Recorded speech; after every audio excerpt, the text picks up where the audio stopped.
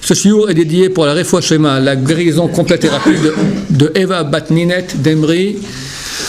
La question de Jackie. Oui, Jackie.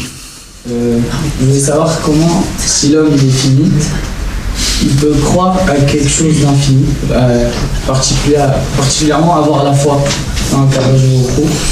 Si l'homme il est régulé par les lois de la nature, il réfléchit logiquement, etc., là, ça serait pas logique de croire à quelque chose qu'on ne voit pas ou qu'on ne sait pas, donc je veux savoir comment. Ok, bonne question. La réponse est la suivante.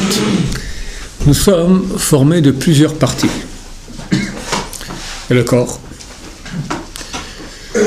Le corps auquel nous sommes sensibles au moyen des 5 sens. Il y a une partie qui est plus haute, qui est déjà sentimentale.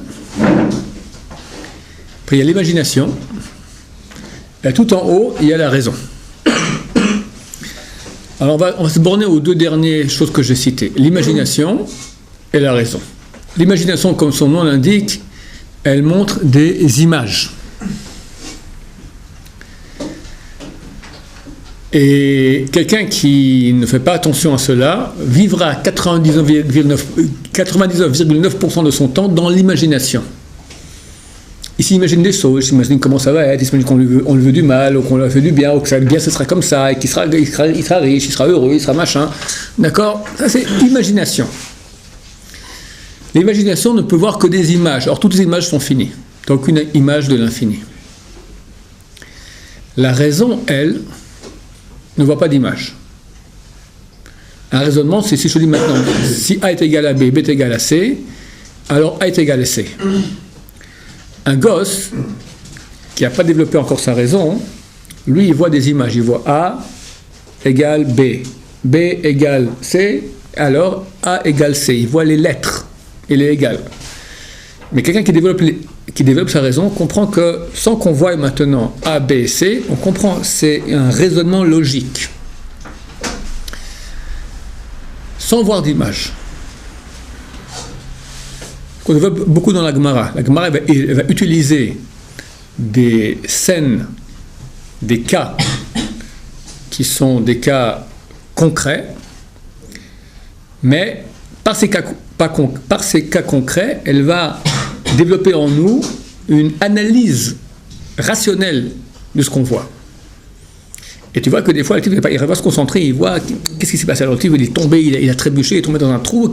Il doit s'imaginer la chose pour commencer lentement à monter et développer après la logique pure. Mais le but, c'est de développer la logique pure. Maïmonide dit que c'est le seul moyen de se brancher avec Hachem. Il dit que c'est le chef, c'est le flux qu'il y a entre nous et Hachem. Et qu'il est dans nos mains de l'élargir, ce flux, ou de le rapetisser jusqu'à le rendre inexistant. Asechel, comme ça appelle ça, la raison pure. La raison pure peut comprendre très facilement que l'infini existe, sans le voir.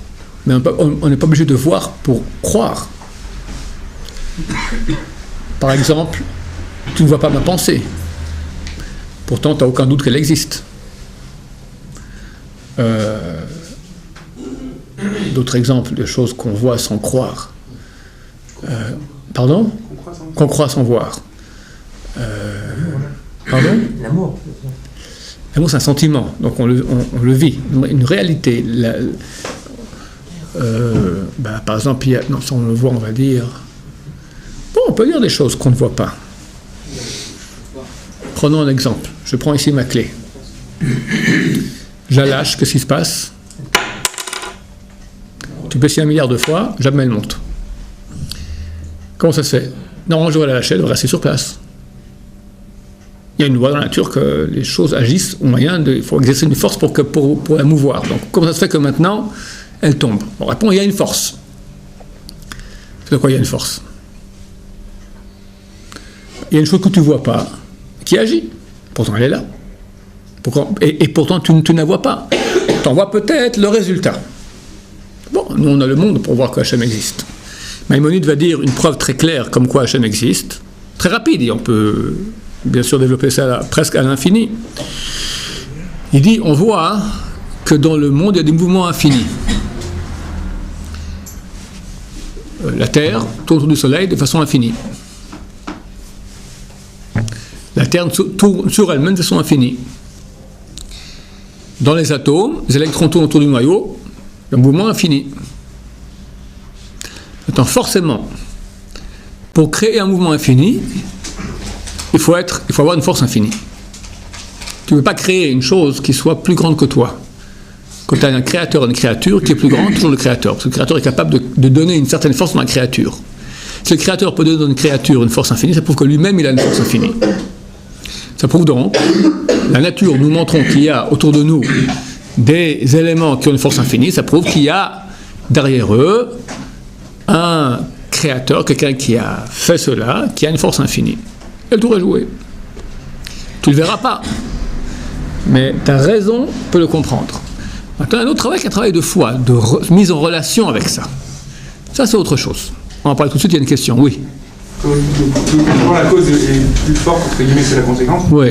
Et par exemple, je sais pas, des parents, ils peuvent avoir des enfants qui seront plus forts physiquement ou intelligemment ou machin que. Alors que...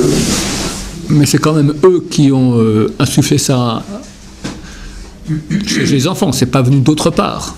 Oui, justement. Non, ils ont créé, entre guillemets, deux parents qui sont des gringalets peuvent mettre au monde un poids lourd, d'accord?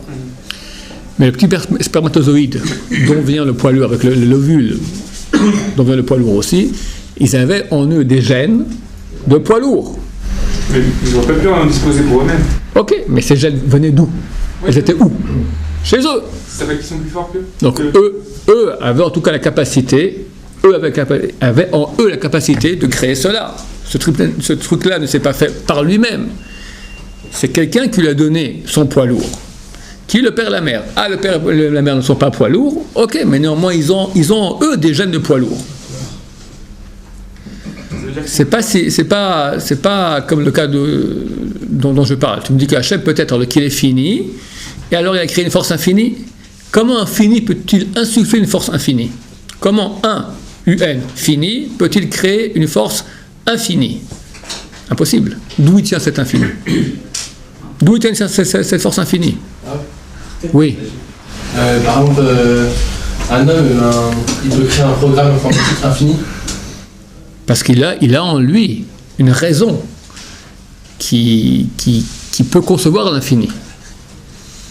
Le programme ne s'est pas fait par lui-même. Le programme, il est une projection d'une pensée. La pensée, elle est où? Dans la tête du type. Hachem, il a pu avoir une projection d'une pensée qui était infinie. Donc il y a des gens pensaient l'infini. Oui, ok, c'est bon, ça me suffit. Donc c'est-à-dire que nous aussi, on est infini alors?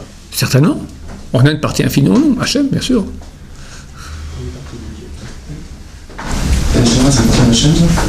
Neshama est une partie d'Hachem, oui. On peut dire pas Neshama, la partie la plus haute de Neshama, oui. Elle est divine, absolument. Tout. Il ne peut pas y avoir une vie sans de vie. Il ne peut pas y avoir, même pas de vie, il ne peut pas y avoir d'être sans qu'il y ait Hachem qui insuffle de la vie, de l'être. Et c'est marqué d'Enafar, celui qui a insufflé, Midile Nafar, de lui-même il a insufflé. Hachem insuffle de lui-même, c'est-à-dire de son être infini, il a insufflé même un petit moustique, dans un grain de sable, d'accord, un atome, un protozoaire, tout ce que tu veux, les éléments de vie les plus insignifiants qu'il puisse y avoir, les plus inertes, d'accord, existent. Si on prend maintenant un microscope très grand, on peut voir là-bas des milliards d'atomes qui sont en pleine énergie, en train de tourner. Cette énergie, elle est infinie, elle provient d'Hachem, c'est clair. Et à la base, c'est lui-même. L'énergie qu'il insuffle, c'est lui-même. Ça veut dire très fort que c'était la Neshama qui commandait le cerveau. C'est-à-dire que c'est la Neshama qui commande la raison. Et donc c'est la raison qui dit que notre raison, notre pensée peut être infinie parce qu'on a un concepteur qui est infini. Mais ça provient de la Neshama, tout ça, parce que la Neshama est infinie. C'est ça? Alors comme ça, on a plusieurs parties de Neshama. C'est la partie la plus haute, la racine. On va dire la Neshama, on appelle ça la Neshama de la Neshama. La Neshama de la Neshama, c'est Hachem. Oui, mais c'est la Neshama qui va commander la raison. C'est pour ça qu'elle a infini la raison. Qui commande la raison? Qui commande la raison? La raison, c'est une faculté que j'ai chez moi. Maintenant, c'est moi, c'est le Ruach. C'est une partie plus basse qui peut décider maintenant. Le rouar, il y a 3 parties en nous, essentielles. Nefesh, ruach, neshama.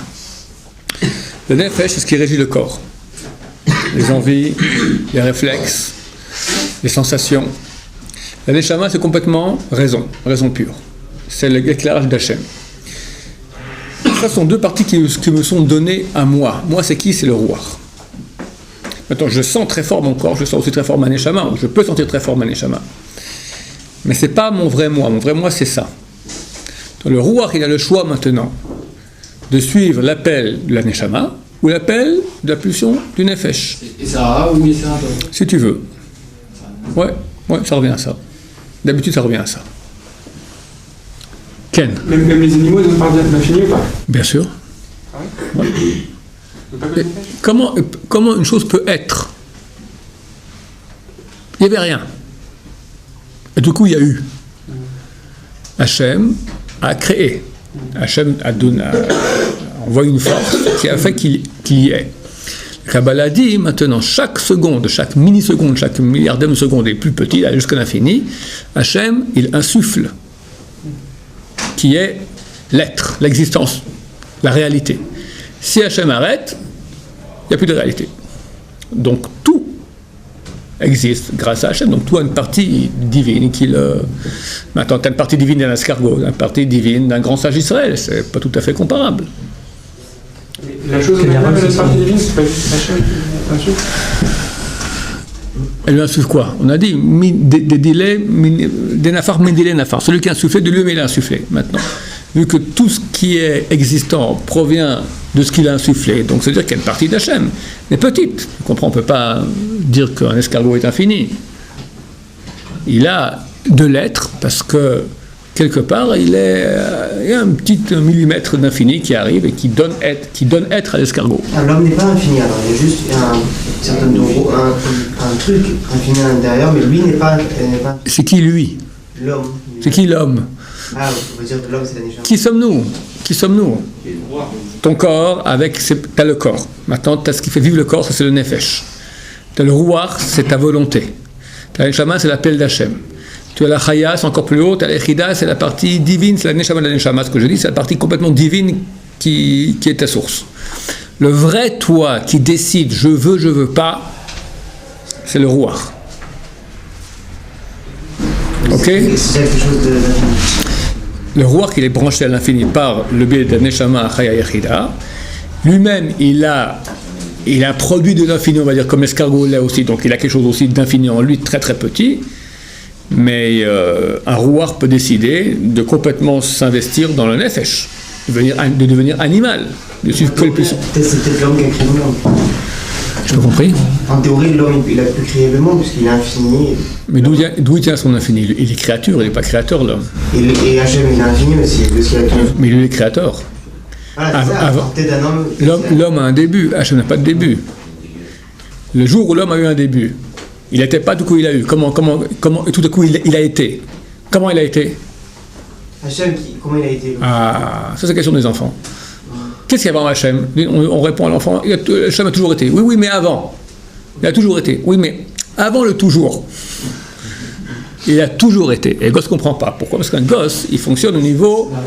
Pas la raison, justement, au niveau des sentiments, au niveau des sens. Et dans les sens, dans l'imagination, il ne peut pas voir une chose qui est infinie. Alors on lui dit toujours. Alors lui prend le mot toujours, il voit le mot toujours, et il dit oui, mais avant. Ça, c'est il voit des images. Mais imaginer, entre guillemets, une chose qui n'arrête jamais, il ne peut pas. Parce qu'on ne peut pas imaginer. C'est la raison. Un gosse n'a pas de raison, très peu. Ça prend du temps. Il y a beaucoup d'adultes d'ailleurs qui posent la question, d'accord? Il faut redévelopper la raison pure, comprendre qu'il y a des choses qui existent bien que je ne peux pas les imaginer. Oui. C'est le rouar qui influence la foi ou c'est l'inverse? La foi, c'est un éclairage de la neshama. La neshama vient et t'envoie une lumière, et ton rouar qui sent cette lumière et il a envie de se coller à ça. Alors on croit que parce que... Donc ça ne vient pas de nous, la émouna. La émouna primaire, elle vient de l'éducation, elle vient des parents. Après, quand on devient adulte, on a le choix. Soit rester machinalement, une petite émouna qu'on a reçue des parents, puis au moins petite, chicno, tac, on est complètement détruit, on quitte tout. Soit on l'a travaillé, soit on l'a complètement renié parce qu'on était attiré par les plaisirs de la vie, Soit on s'est dit, non, moi je branche avec Hachem, et on investit là-dedans. On investit dans la raison, on investit, je crois que j'ai une pulsion, bien vérifier avec ma raison, est-ce que c'est juste ou faux, je la suis ou je la suis pas. Se battre contre ces pulsions. Lentement, on commence à créer chez nous un être de sainteté qui adore Hachem, qui aime la Torah, qui aime ce qui est beau, ce qui est beau au niveau spirituel, ce qui est bien, ce qui est bon, ce qui est honnête, ce qui est droit. La Kedusha, la sainteté. La foi, c'est ça la foi. La foi, c'est qu'est-ce que s'appelle la foi? La foi, c'est un sentiment. C'est un travail ou ça vient Ça vient par les parents un peu. Après, c'est ce travail. Ça, c'est le rouar qui va décider. Le rouar qui décide, il peut décider maintenant moi, je veux maintenant agrandir ma foi. Je vais maintenant faire des choses qui vont faire que je vais plus entendre l'appel de ma neshama. Qu'est-ce qu'on fait pour plus entendre l'appel de la neshama? C'est le rouar qui décide. Je vais faire du moussard. Elle est plus haute. Elle est plus haute. Alors, comment le rouar qui peut influencer sur la neshama qui, elle, est plus haute? Non, le rouar qui décide. Il y a un appel à la neshama, c'est comme un projecteur sans cesse qui éclaire. Maintenant, la neshama, elle a mis un parapluie. Elle veut pas, le rouar, il ne veut pas écouter l'appel de la neshama. Tous les péchés qu'on a fait, ça fait des écrans. Il y a des écrans. Il y a beaucoup. J'en ai pour parler souvent dans mes cours. Hachem veut qu'il y ait un libre arbitre. Alors il a donné une très grande prépondérance au corps. Quand on naît, on ne sent que le corps, on ne sent pas la neshama. La neshama commence un tout petit peu à l'âge de 13 ans. Après, lentement, jusqu'à l'âge de 20 ans, ça commence à se développer. C'est vers 15, 16, 17, 18 qu'on se pose des questions existentielles. 20, etc. Mais le corps, il est là depuis longtemps. Et le corps, il est attiré parce que c'est bon. La ta'ava, le plaisir, la jouissance de ce monde, c'est bon. C'est bon. La neshama, c'est très bon aussi, mais ok, c'est loin, c'est pas tangible. Donc, il y a un appel à la neshama, mais il reste du domaine éthéré, un peu spirituel, alors que le corps, il dit, regarde, moi je te parle de façon réelle, ce qui est tout faux, parce qu'on sait que le réel n'est pas réel. On sait très bien qu'aujourd'hui, la table que tu vois ici, c'est pas une table. Enfin, c'est une table, mais elle est réelle. De quoi elle est faite la table? Elle est faite de milliards d'atomes, qui sont faits de quoi? Dans l'atome, il y a un noyau et des électrons qui tournent. À quelle distance? Si le noyau est grand comme une orange, les atomes tournent à 2 km. Les électrons tournent à 2 km. Donc, un atome, il est rempli de vide.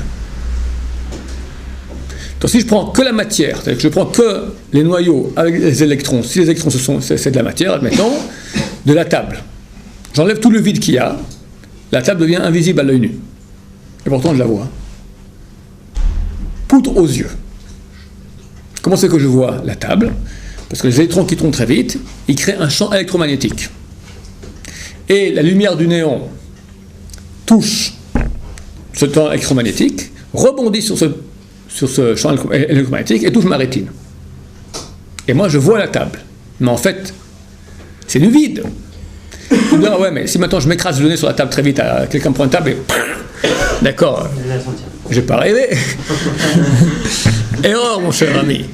C'est le champ électromagnétique de la table qui a heurté le champ électromagnétique de ton nez. Ce ne sont que des champs. Un champ, c'est même pas de la matière, c'est rien, c'est un champ. C'est Pas de matière. pas de matière. Et le SRA vient te dire, sois réaliste.